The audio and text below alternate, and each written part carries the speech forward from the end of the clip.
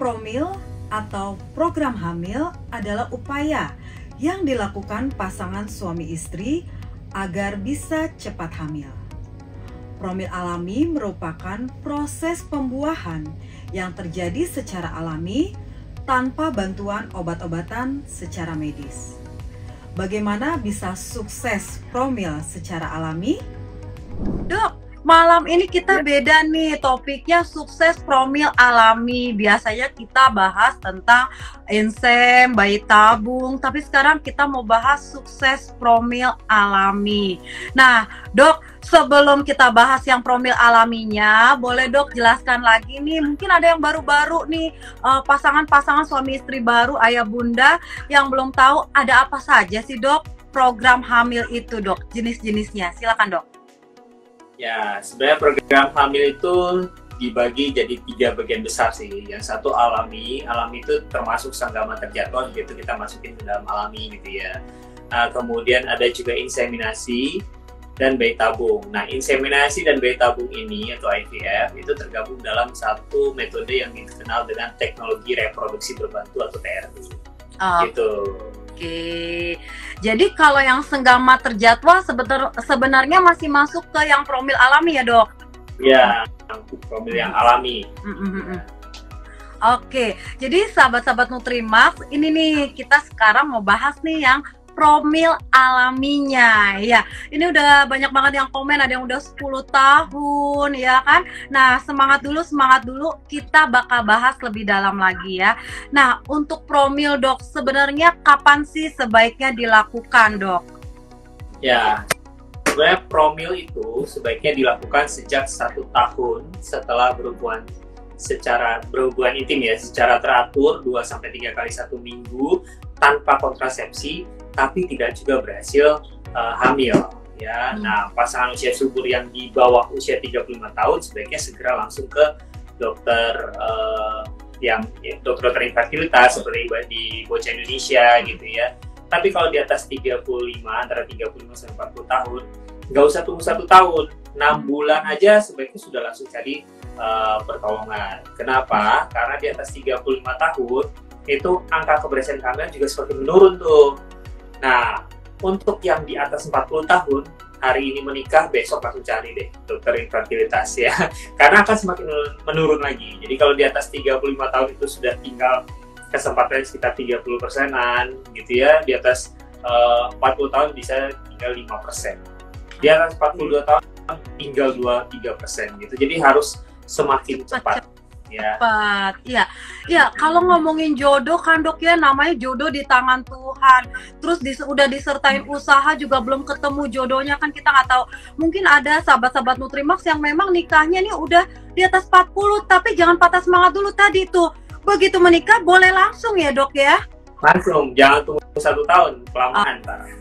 Oke. Nah, kalau di atas 40 tahun belum juga menikah gitu ya, atau di atas 35 tahun nih takut nih, aduh kapan nih belum ada jodohnya gitu ya. Sebenarnya kita juga di Bocah Indonesia ada salah satu caranya, yaitu dengan freezing eggs. Jadi sel telurnya yang di freezing gitu, supaya nanti begitu sudah dapat jodoh, misalnya udah keburu usianya sudah lanjut, nah itu masih bisa digunakan tuh si sel telurnya untuk di IVF kan dengan sperma. Iya. Gitu. Jadi semakin bertambahnya usia, kualitas sel telurnya wanita makin turun ya Dok ya? Iya, betul. Jadi mumpung usianya masih nih di bawah 40, tapi belum ketemu jodohnya, ada solusi juga di Bocah Indonesia dengan freezing eggs itu. Jadi itu sel telurnya udah diambil pada usia yang di bawah 40, tapi nanti setelah menikah itu bisa digunakan untuk program bayi tabung. Betul gitu Dok? Ya, betul. Jadi semuanya ada jalannya.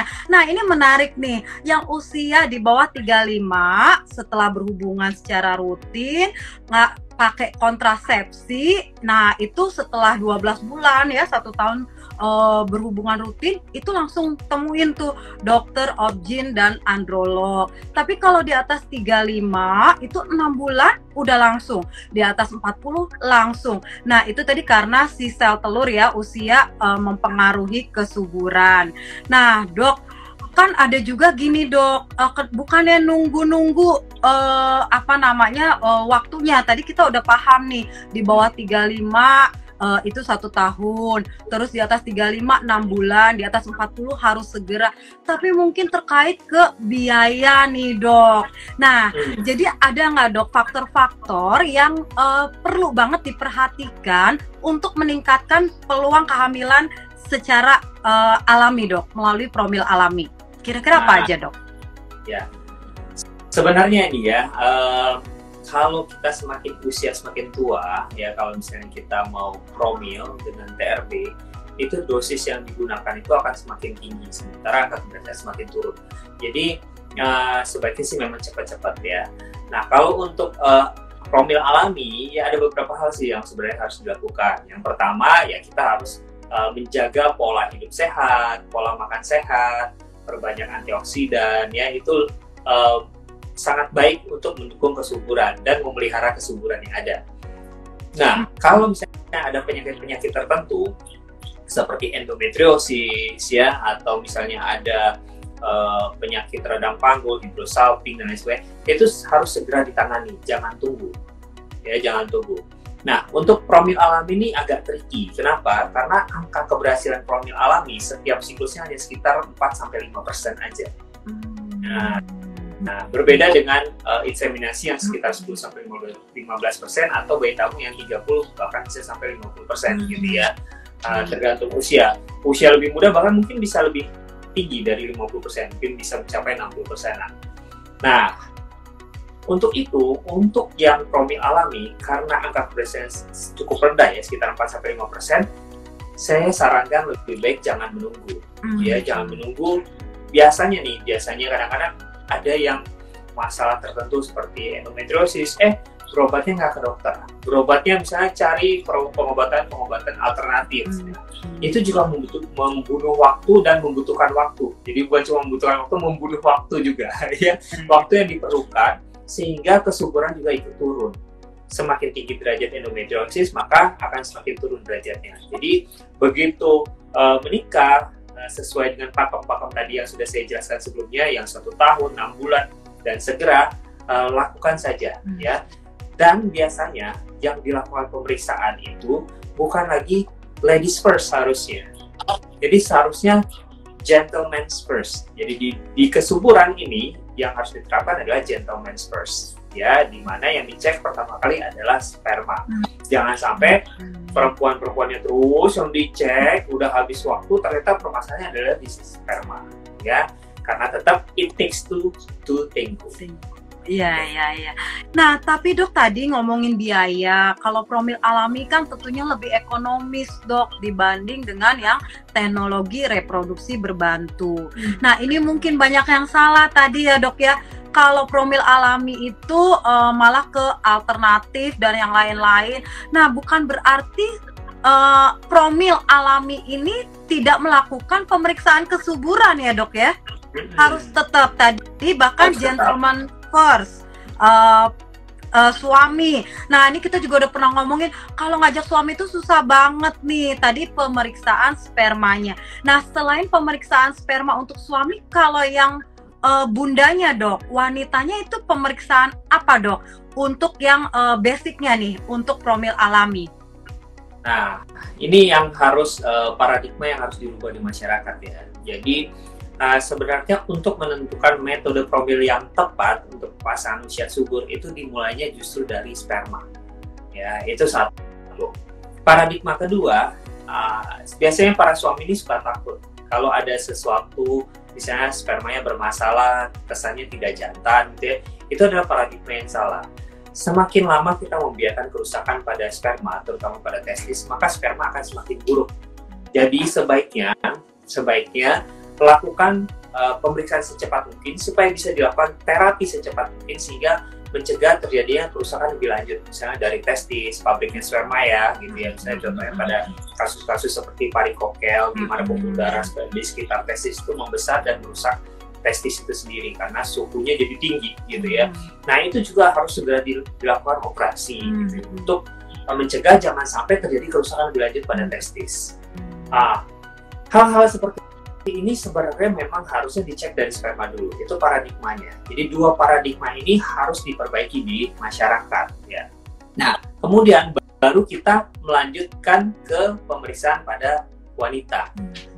Contohnya, misalnya sperma yang didapatkan masih memenuhi persyaratan untuk alami atau senggaman terjatuh atau inseminasi. Berarti kan kita membutuhkan saluran telur, betul ya? Nah, jadi karena membutuhkan saluran telur, maka kita lakukan pemeriksaan namanya HSG atau hysterosalpingografi untuk lihat saluran telurnya tersebar atau enggak. Gitu. Nah, setelah itu kita juga baru bisa melakukan pemeriksaan lagi. Misalnya ternyata, sperma tidak memenuhi persyaratan untuk alami ataupun inseminasi. Berarti kita nggak perlu tuh pemeriksaan HSG. Kita langsung lanjut ke IVF. Maka yang diperiksakan pada wanita adalah AMH atau cadangan sel telurnya. Ya. Kalau USG, hanya USG itu pada semua metode promil memang kita harus lakukan. Tapi pemeriksaan-pemeriksaan lanjutan ini memerlukan hasil dari sperma dulu, supaya kita bisa menentukan dulu nih metode promil apa yang masih bisa dilakukan pada kedua pasangan usia subur tersebut. Gitu. Oke, jelas banget ya, sahabat-sahabat Nutrimax, saya Bunda. Jadi untuk melakukan pemeriksaan itu jangan ditunda-tunda atau jangan takut. Nah, ini juga paradigma yang salah juga, Dok, kalau periksa sesuatu atau check up gitu ya, itu kalau ketahuan itu bikin kita malah kepikiran, jadi stres. Sebenarnya tadi tuh contoh yang sperma, kalau memang ketahuan bisa langsung ditangani lebih cepat ya, Dok ya, untuk perbaikan ya. Betul. Nah, itu sahabat-sahabat Nutrimax nih ya. Jadi kalau melakukan pemeriksaan itu nggak boleh takut dan nggak boleh berpikiran, wah kalau ketahuan bahaya nih, malah kepikiran terus jadi stres. Enggak, justru dengan pemeriksaan lebih cepat ya, kondisinya ketahuan lebih cepat, kalau memang bermasalah bisa ditangani lebih cepat lagi. Dan menarik juga masalah sperma. Jadi di sini tadi kayaknya banyak banget nih ya para pria yang ikutan juga join nih ya. Jangan kemana-mana, jangan langsung pergi nih ya. Habis dokter ngomongin sperma nih langsung pada pergi, jangan ya, masih berlanjut loh.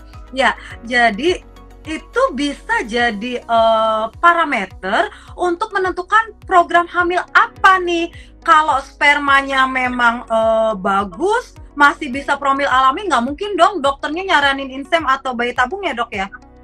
Betul. Jadi kalau misalnya di Bocah Indonesia, misalnya nih, semua masih oke, kita akan coba dulu promil alami. Biasanya kita akan coba sebanyak 3 kali.